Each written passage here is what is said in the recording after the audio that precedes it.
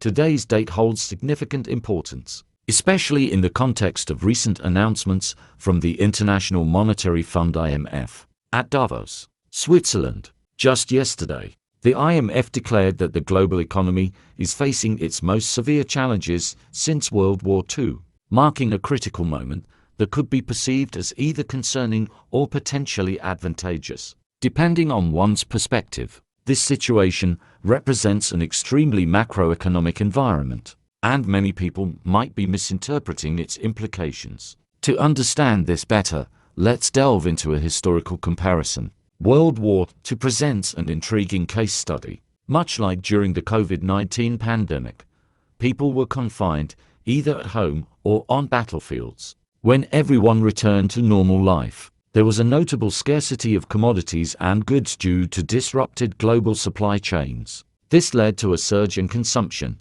which in turn caused inflation to skyrocket, reaching rates above 133% in some instances. The post-World War II era was marked by rising interest rates, leading to an immediate recession and a subsequent deflationary period. This was primarily because the increase in the cost of goods wasn't matched by a corresponding rise in wages, making it difficult for people to afford what they needed. This situation mirrors current times in several ways, with similar economic challenges re-emerging. Another historical parallel can be drawn with the year 1974, a period often compared to the 1970s overall inflationary trend. However, the current situation has its unique nuances that set it apart from these historical events. The 1940s and 1950s are particularly relevant for understanding today's economic climate, as they offer insights into how economies can rebound and eventually enter more prosperous times. Despite initial hardships, understanding these historical patterns is crucial for interpreting and navigating today's complex economic landscape. The inflationary period of the late 1970s was largely attributed to demographic shifts, notably the baby boomers entering the workforce en masse, creating the largest demand shock the world had ever seen. This was compounded by the supply shock of the Arab oil embargo. However, the current situation differs significantly from these events. A more apt comparison is to the year 1974, during the Arab oil embargo, when oil prices tripled, sparking a sharp increase in inflation and a consequent rise in interest rates. The immediate fallout was a significant economic downturn. The stock market plummeted by 50%, and the ISM survey, a reliable indicator of the business cycle, fell to 30, the lowest in history, within just 4 months. This rapid decline mirrors the current economic setup. The inflation that occurred in 1974 eventually subsided, contrary to the popular belief that inflation is a perpetual cycle. This pattern was also observed in the 1940s. Another period to consider is 1984, characterized by substantial global trade disputes, a strong dollar, rising interest rates, and high inflation. This period echoed the fears of the late 1970s and early 1980s. However, the Federal Reserve's aggressive rate hikes led to an economic downturn, though not a full recession, as the Fed quickly began to cut rates. This resulted in the Plaza Accord of 1985, aimed at curbing the dollar's rise to prevent further damage to the global economy. Fast forward to 2008, we saw a similar scenario with oil prices peaking at $147, inflation at 6%, and the Federal Reserve cutting rates in response to a faltering economy.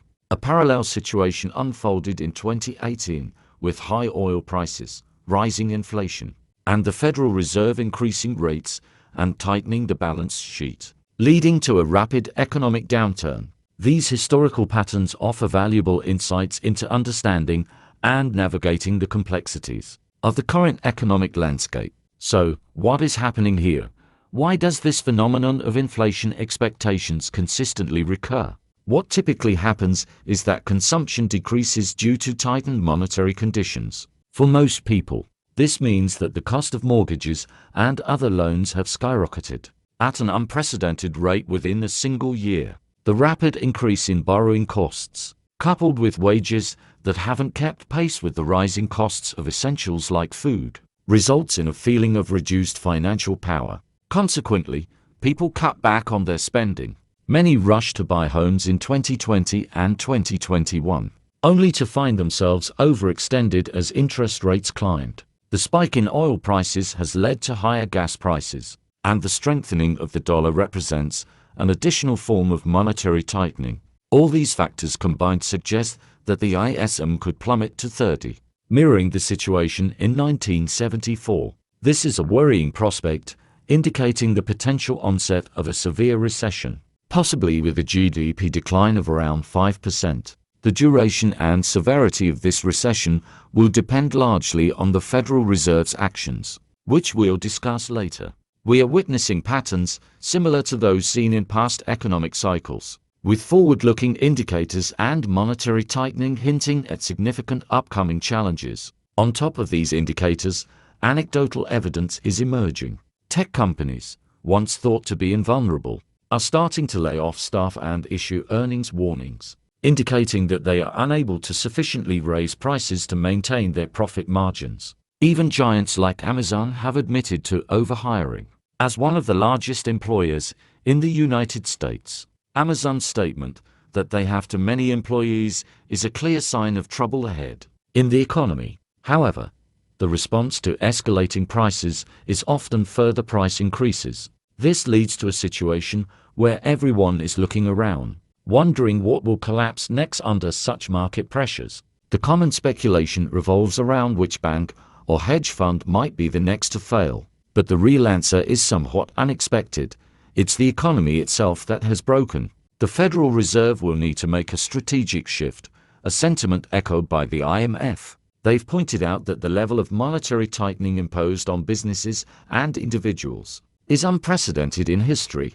Additionally, we are witnessing a rapid slowdown in China, partly due to their lockdown measures, and they're already in a recession. Europe is grappling with the ramifications of war and the challenges of transitioning to new energy sources. So, we find ourselves in a situation where no major economic region is poised for growth. When we talk about a recession, technically, it refers to 2 consecutive quarters of negative economic growth. But for most people, a recession means job losses and a decrease in net worth due to falling asset prices. The question then arises, what are the chances of this situation escalating into a depression? A depression would involve a prolonged period of economic downturn, but I don't foresee that happening at the moment. This isn't a prediction set in stone, but rather a probability-based assessment. One critical factor here is the Federal Reserve's balance sheet. This balance sheet can obscure many economic issues. When the Fed prints money, it reduces the dollar's purchasing power. This action is often mirrored by other central banks, and the common expectation is that this will lead to inflation. However, it leads to a more insidious issue, currency debasement. This debasement is manifested through the rising value of scarce assets like equities, real estate, gold, and cryptocurrencies. These assets don't inherently increase in value, rather, they reflect the devaluation of the currency itself. This creates an optical illusion of sorts. Asset values rise, making people feel financially secure, altering the perceived economic landscape. While it does provide a temporary sense of stability, in reality, it's a deceptive mechanism, as people are generally worse off due to the devaluation of their currency. I believe that we're likely to see a similar strategy employed again soon, but this time it will be implemented differently. The approach that emerged in 2020, which has been adopted by European countries, some US states, Japan, and India, involves direct financial transfers to individuals. When discussing this, it might seem like we're veering towards concepts like modern monetary theory (MMT) and universal basic income (UBI), which can be contentious and are often associated with Marxist ideologies. However, it's crucial to assess these measures from a practical, humanitarian perspective, rather than through the lens of our personal political or economic ideologies. It's about understanding what is likely to happen and evaluating it based on that reality. The current situation is far from an ordinary recession. For example, the transformation of the workplace, with companies like Apple declaring a shift away from traditional office settings, has profound implications. The resultant empty office spaces indicate a significant change in the job market and, by extension, impact residential real estate, which is closely tied to employment. If we accept that a recession entails job losses, as seen with companies like Amazon announcing layoffs, we must then consider the consequent ripple effects on real estate, particularly in areas with a strong presence of these companies. This is why the IMF's announcement that the world is facing one of its biggest economic challenges since World War II is so significant. Additionally, the issue of currency debasement is critical. For instance, take the example of the US penny, which is made of copper. In 1964, other coins like dimes and quarters also had the same appearance, indicating a shift in their composition. This change is a classic example of currency debasement, which we are still grappling with today.